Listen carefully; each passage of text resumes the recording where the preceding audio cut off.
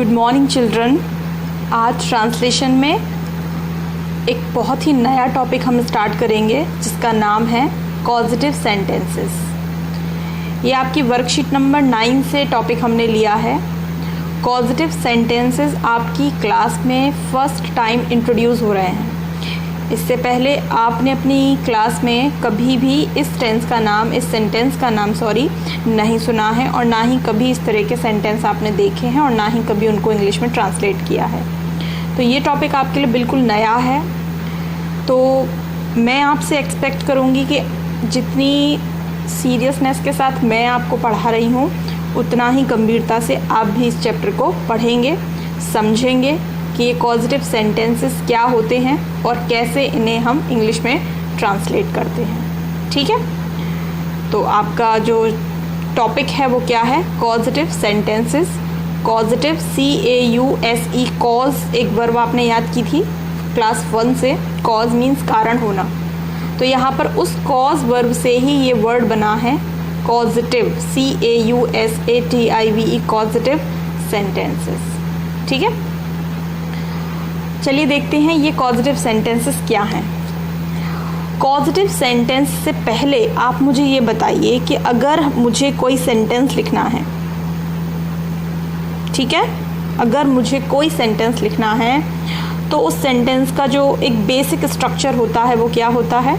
उस सेंटेंस का basic structure होता है सबसे पहले सब्जेक्ट, मतलब कर्ता, जो भी करता है, जो भी पर्सन है वो आ जाता है। ठीक है, उसके बाद वर्ब हम लगा देते हैं और उसके बाद ऑब्जेक्ट आ जाता है। ठीक है, ये हो गया। ये किसी भी एक छोटे से सेंटेंस का बेसिक स्ट्रक्चर है। सबसे पहले सब्जेक्ट, उसके बाद वर्ब और उसके बाद ऑब्जेक्ट। यही होता है ना किसी भी सेंटेंस में। जैसे एक एग्जांपल लेते हैं, सब्जेक्ट ले लिया मैंने, अच्छा वर्ब ले ली पीना और ऑब्जेक्ट ले लिया पानी। तो मैंने पानी पिया, मैंने पानी पिया। ठीक है, ये हो गया आपका सिंपल सेंटेंस, मैंने पानी पिया। इंग्लिश क्या होगी इसकी? आई पास्ट इंडेफिनिट में है तो ड्रिंक की सेकंड फॉर्म लग जाएगी ना, आई ड्रिंक द वाटर। इतना आपको समझ में आ गया? ये हो गई आपकी इंग्लिश इसकी। ये एक सिंपल सा सेंटेंस है जो मैंने आपको भी बताया। लेकिन हमें यहाँ पर कौन सा सेंटेंस की बात करनी है? हमें यहाँ पर बात करनी है कॉजेटिव सेंटेंस की। तो अब कॉजेटिव सेंटेंस बनाने के लिए आपको क्या जानना ज़रूरी है? आपको कॉजेटिव सेंटेंस बनाने के लिए ये जानना ज़रूरी है कि कॉजेटिव वर्ब्स क्या होती हैं पहले। ठीक, क्योंकि बिना वर्ब के आप सेंटेंस नहीं बना पाओगे। तो आपको पहले ये जानना ज़रूरी है कि कॉजेटिव वर्ब क्या होती हैं। तो बहुत डिटेल में अभी हम नहीं जाएंगे, जस्ट स्टार्ट कर रहे हैं तो बस मैं आपको अभी ऊपर से बताऊंगी। कॉजेटिव वर्ब जो हैं वो हैं आपका मेक, मेक एक कॉजेटिव वर्ब है। गेट, गेट एक कॉजेटिव वर्ब है। और हैव भी एक पॉजिटिव वर्ब है। ऐसे तो और भी होती हैं, कॉज होती है, लेट होती है, हेल्प होती है, बट उनको अभी हम छोड़ देंगे, उनको हम कंसीडर नहीं करेंगे। हम अपने वर्कशीट के अकॉर्डिंग केवल इन 3 पॉजिटिव वर्ब को इस्तेमाल करेंगे। बहुत ही सिंपल है, स्पेलिंग आप जानते ही हो, मेक, गेट और हैव। मेक, गेट और हैव ये आपकी पॉजिटिव वर्ब है। किसी एक पॉजिटिव सेंटेंस में या तो आप मेक का इस्तेमाल करेंगे, या फिर आप गेट का इस्तेमाल करेंगे, या फिर आप हैव का इस्तेमाल करेंगे। आजकल सबसे ज़्यादा गेट का यूज़ होता है। ठीक है, तो ये है पॉजिटिव वर्ब। अब पॉजिटिव सेंटेंस बनाने के लिए क्या करना होगा?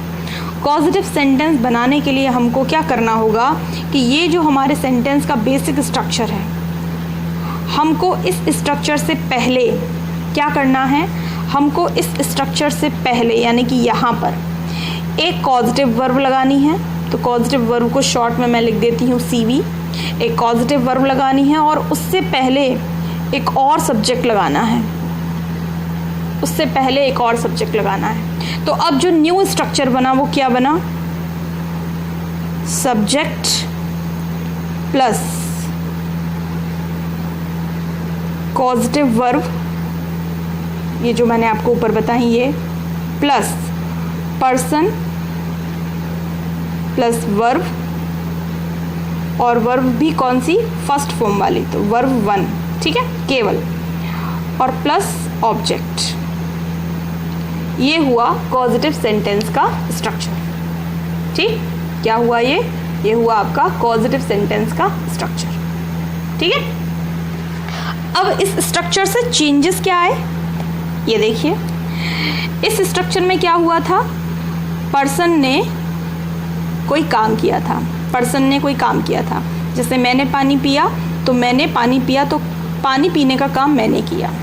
अब यहाँ क्या हुआ, चेंज क्या आया, यहाँ चेंज ये आया कि पर्सन ने काम किया, इसमें भी पर्सन ने काम किया, लेकिन इस पर्सन को काम करवाया गया, किसके द्वारा, इस पर्सन को काम करवाया गया सब्जेक्ट के द्वारा। ये एक नया पर्सन आएगा यहाँ पर, एक नया सब्जेक्ट आएगा कॉजेटिव सेंटेंस में।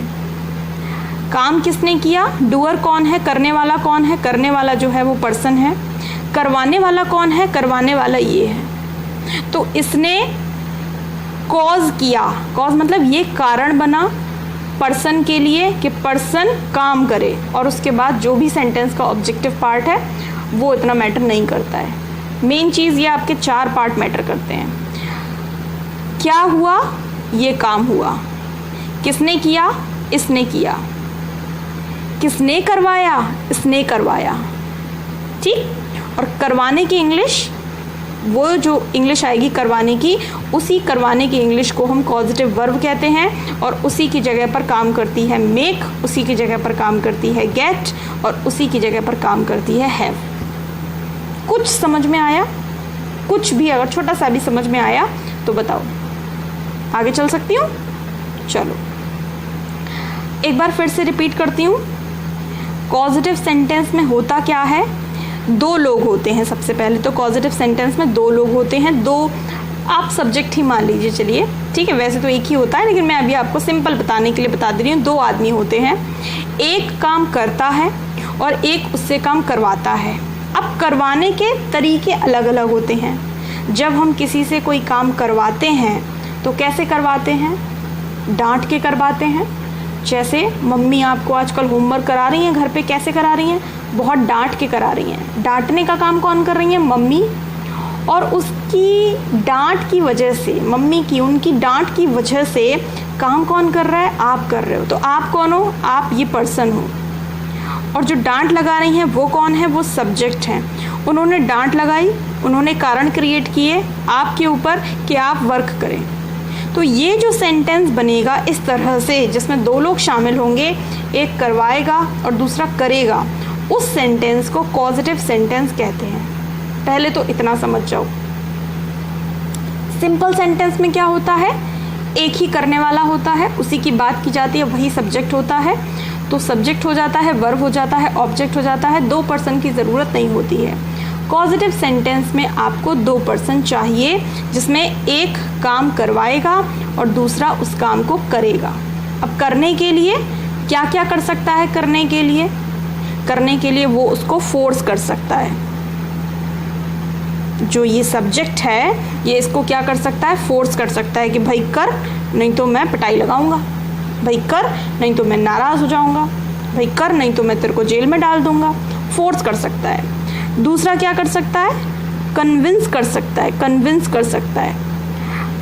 कन्विंस करने का मतलब मना सकता है, अरे कर ले भाई, तेरे लिए ही अच्छा है, अगर तू इसको कर लेगा तो क्या है, तेरे को फ़ायदा होगा।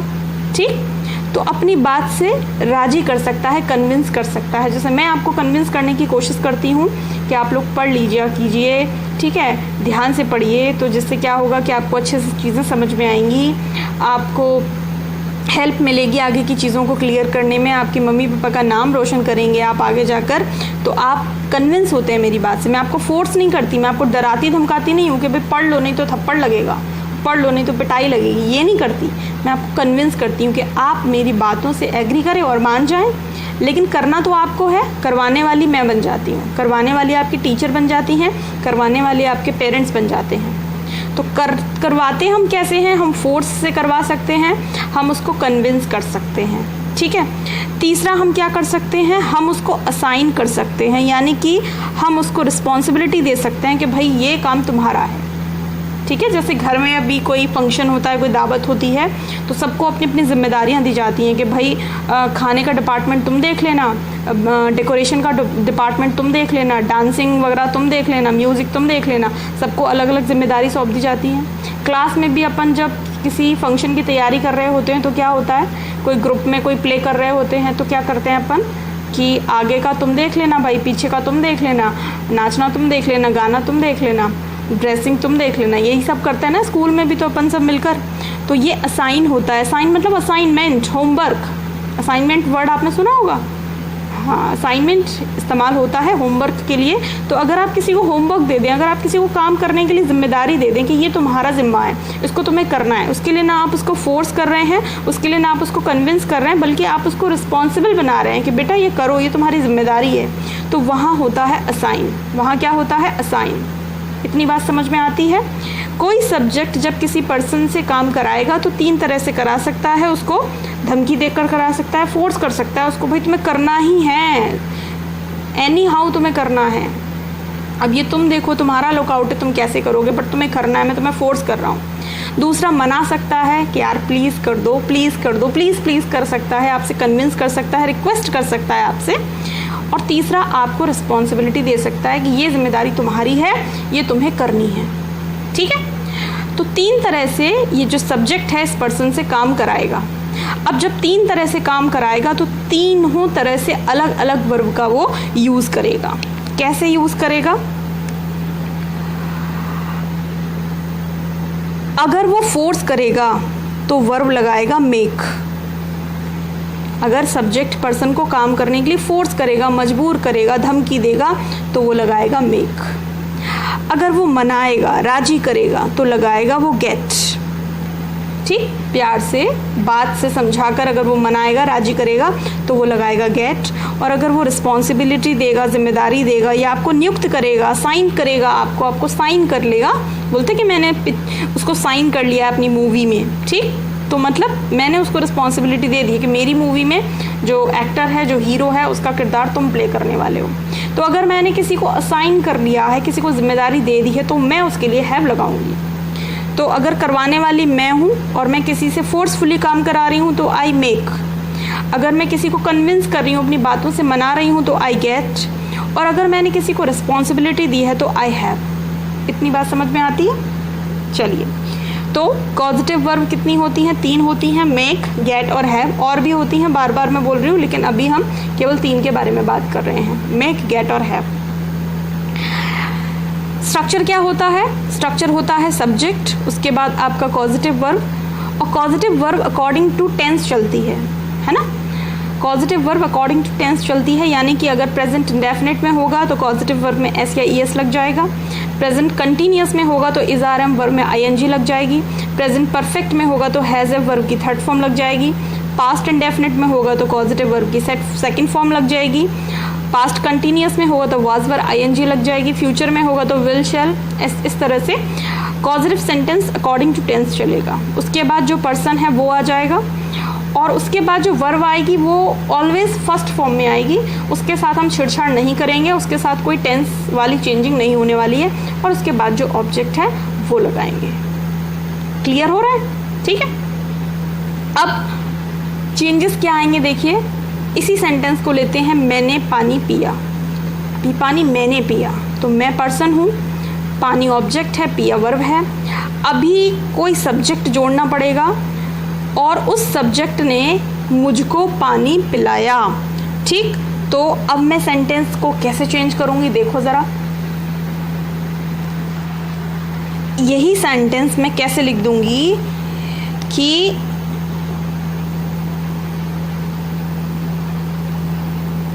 एक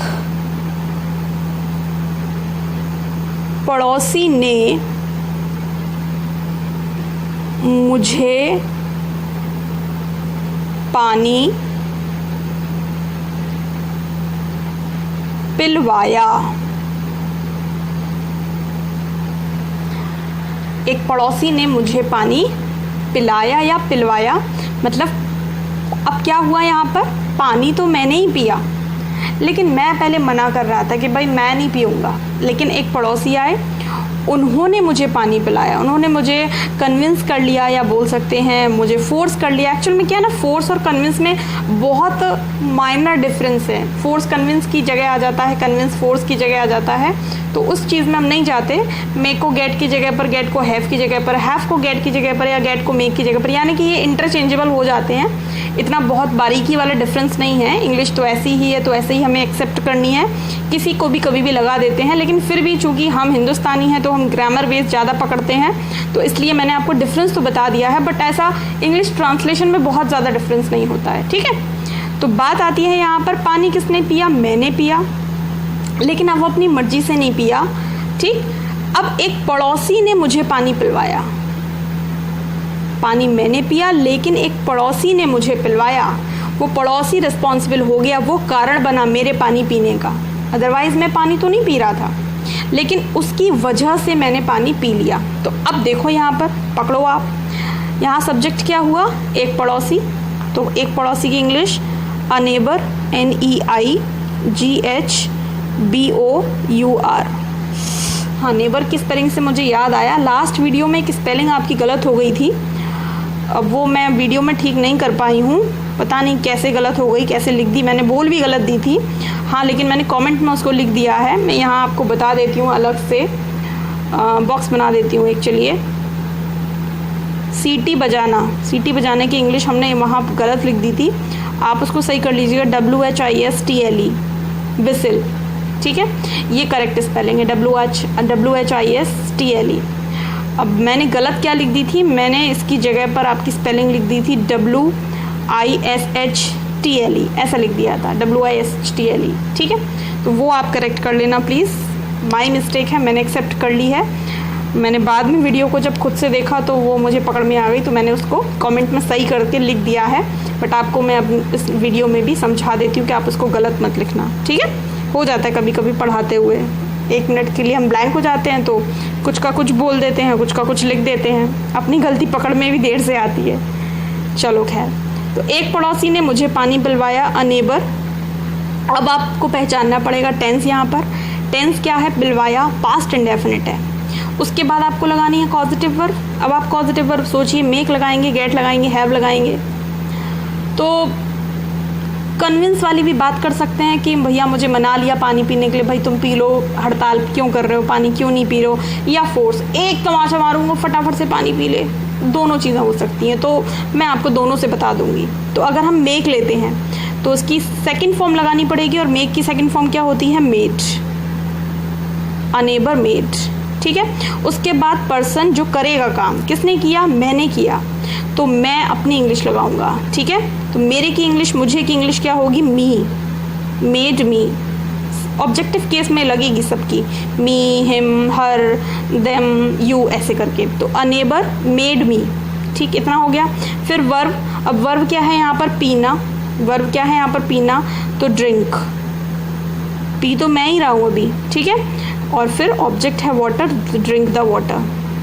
अब सेंटेंस क्या बना, अ neighbour made me drink the water, ये हो गया आपका पॉजिटिव सेंटेंस। बस इतनी चीज़ आपको सीखनी थी, और इसमें अब कुछ भी नहीं है, a neighbour made me drink the water. अब हम इसको गेट से भी बना सकते हैं, देखिए, अ नेबर,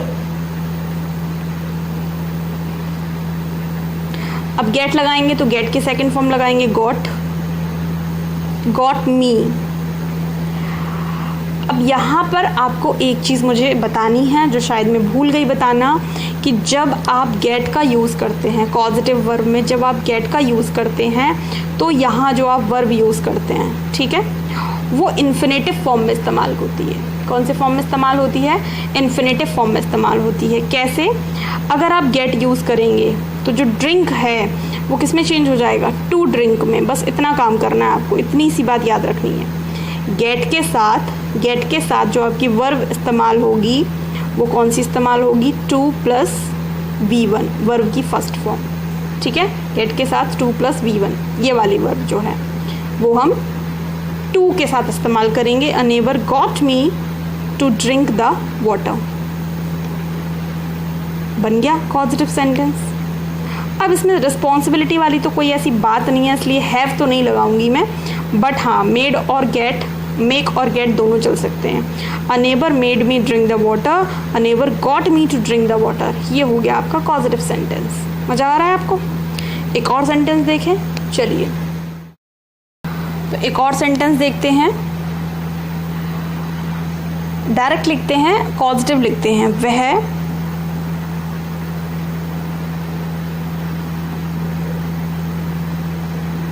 मुझसे पत्र लिखवा रही है। अब देखो, पहले तो पहचानो कि ये पॉजिटिव है कि नहीं। चलो पहचानते हैं। कैसे पहचानेंगे? सबसे पहले तो कोई काम करेगा। काम क्या है? लिखना। कौन कर रहा है? मैं। अब फिर कोई करवाएगा। कौन करवा रहा है? वह करवा रहा है, वह करवा रही है, वह मुझसे पत्र लिखवा रही है। तो करवाने वाली जो है ना, सब्जेक्ट जो है ना, वो तो पता चल गया कि भाई वह है, ठीक है। और करने वाला मैं हूँ, उसने मुझे पत्र लिखवा लिया। अब कैसे लिखवा लिया? फोर्सफुली लिखवा लिया या मुझे मना लिया कि भाई पत्र लिख दो, वो अलग बात है। तो ये पॉजिटिव तो हो गया, इतना तो पता चल गया। अब बनाते हैं इसकी इंग्लिश। कैसे बनाएंगे? देखो, सबसे पहले सब्जेक्ट लेंगे, तो सब्जेक्ट है शी हो गया आपका। उसके बाद टेंस देखिए, टेंस है आपका प्रेजेंट कंटिन्यूअस लिखवा रही है। तो अब आप पहले तो ये देख लीजिए कि आप इसमें पॉजिटिव वर्ब कौन सी लगाएंगे, मेक लगाएंगे या गेट लगाएंगे। तो एक सेंटेंस से ऐसा कुछ पता नहीं चलता है। पूरी स्टोरी में अगर बात चल रही हो तो आप पता लगा सकते हो कि फोर्स हो रहा है, कन्विंस हो रहा है, तो आप दोनों में से कुछ भी लगाइए। तो मैं पहले मेक ले लेती हूँ। तो अब प्रेजेंट कंटिन्यूअस में क्या करेंगे? मेक के साथ टेंस के अकॉर्डिंग चलेगा, तो शी इज़ और मेकिंग, शी इज़ मेकिंग, ये हो गया शी इज़ मेकिंग। उसके बाद जिस आदमी से काम कराना है भाई उसको लगाएंगे। काम किससे कराना है? मुझसे, तो मुझसे की मी, शी इज़ मेकिंग मी। उसके बाद वर्ब, मैं क्या कर रहा हूँ भाई? लिख रहा हूँ, तो राइट, तो she is making me right. क्या लिख रहा हूँ? द लेटर, तो हो गया द लेटर, वह मुझसे पत्र लिखवा रही है। She is making me write the letter. है ना सिंपल? अब आसान लग रहा है आपको? ऐसे ही होता है, कोई चीज़ जब तक ना आए तब तक कठिन, आ जाए आसान। अब गेट से बनाओ। चलो इसी सेंटेंस को गेट से बनाते हैं बच्चों। ऐसे ही होगा, शी इज़, अब गेटिंग, और जब गेटिंग लगते हैं तो क्या होता है? डबल टी हो जाता है। She is getting me, stop, change है ना यहाँ पे, याद आ गया क्या करना है? वर्ब की इन्फिनेटिव फॉर्म, तो राइट की क्या हो जाएगी? To write. She is getting me to write the letter, वह मुझसे पत्र लिखवा रही है। हो गया, she is getting me to write the letter. अब लग रहे हैं ना आपको सिंपल लग रहे हैं? तो बस यही होते हैं पॉजिटिव सेंटेंसेस। नेगेटिव भी बना सकते हैं। She is not making me write the letter, वह मुझसे पत्र नहीं लिखवा रही है। She is not getting me to write the letter, वह मुझसे पत्र नहीं लिखवा रही है। ठीक है। A neighbour did not make me, अब डिड लग गया तो मेड तो नहीं लगेगा, इतना तो आपको पता होना चाहिए ना। A neighbour did not make me drink the water, a neighbour did not get me to drink the water. तो ऐसे नेगेटिव भी बना सकते हैं, बट आपको अभी नेगेटिव में नहीं मैं अभी आपको एंटर करवा रही हूँ। आप सिंपल सीखिए, आराम से सीखिए, बस सीख लीजिए। बस मेरा एक ही मोटो है कि आप सीख लीजिए, अच्छे से सीख लीजिए। तो आगे बढ़े और सेंटेंसेस मैं आपको कराऊं। वीडियो वैसे काफ़ी लंबी हो रही है, तो मैं सोच रही हूँ कि आज की वीडियो को मैं यहीं पर एंड कर दूँ। अगली वीडियो में फिर से पढ़ेंगे, फिर से पॉजिटिव सेंटेंस सीखेंगे, कुछ और नए सेंटेंस मैं आपको सिखाऊंगी। अच्छा, आपकी वर्कशीट में भी बहुत सारे सेंटेंसेस दिए हुए हैं, आप उन्हें भी बनाने की कोशिश करना। आगे और भी मैं आपको नई चीज़ें इसमें इंट्रोड्यूस कराऊंगी। तो आज के लिए इतना ही रहने देते हैं, ठीक है। You take care of yourself, till then bye bye.